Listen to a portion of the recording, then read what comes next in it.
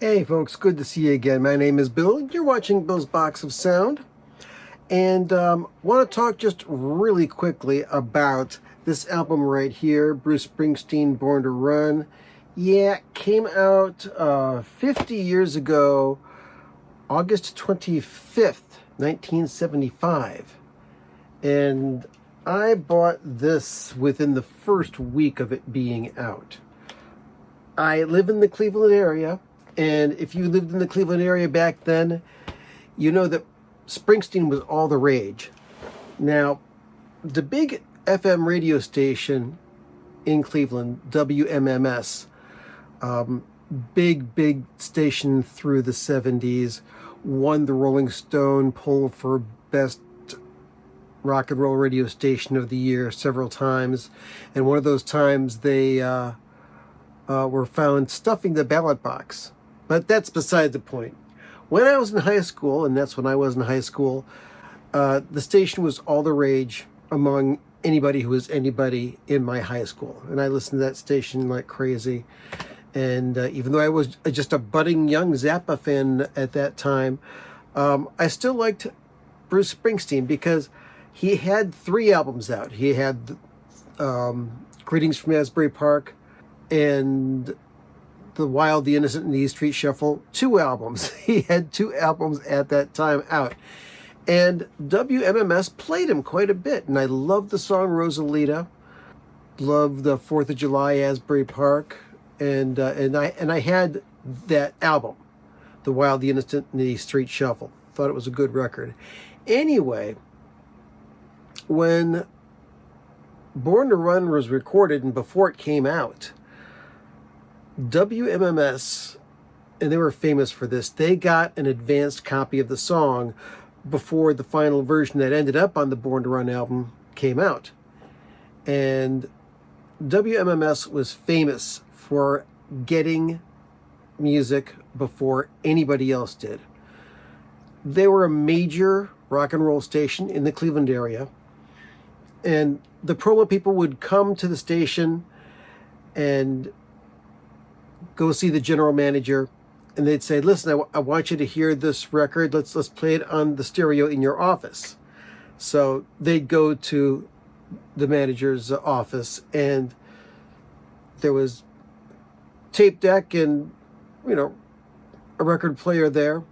So they would pop it on the turntable to get a little reaction from the station manager and to see if they could feed that back to the artist, see what kind of vibe they were getting for when they did release the record.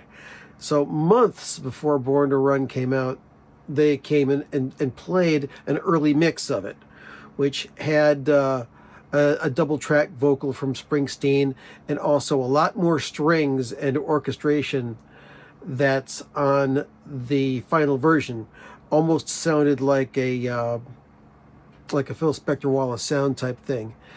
Anyway, common practice, unbeknownst to a lot of people, is that WMMS's studios, offices, the stereo in the general manager's office had a direct line to the production studio, and they had a way of tapping into that and recording anything that they would listen to onto a reel of tape.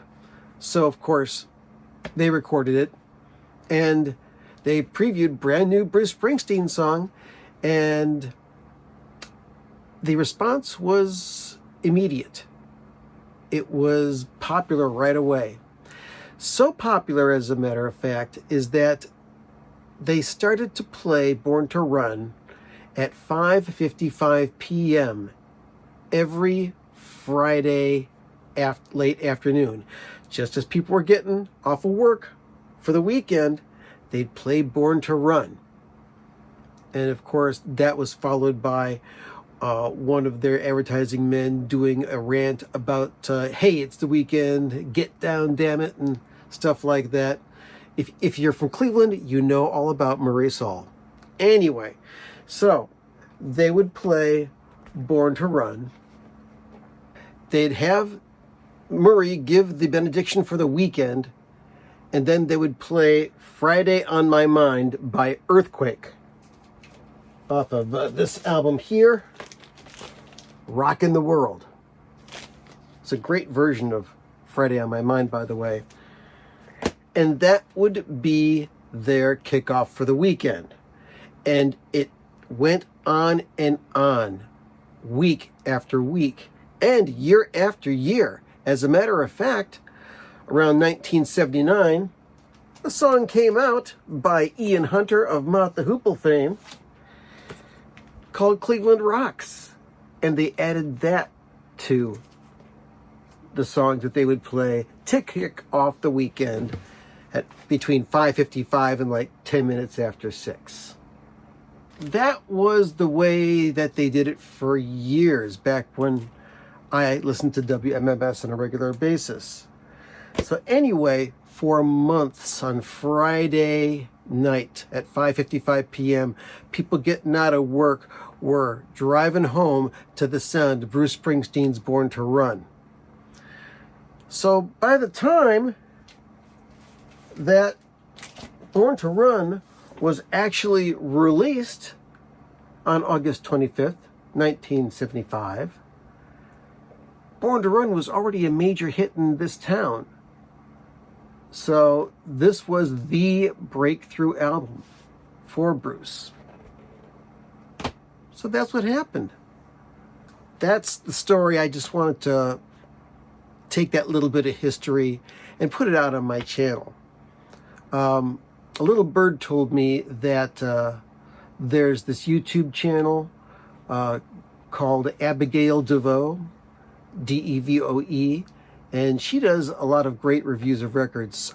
A little bird told me that she was going to be doing a very interesting, excellent review of Born to Run. Check her out. She does fantastic reviews of classic albums, giving you all the history, the backstories, and stuff like that.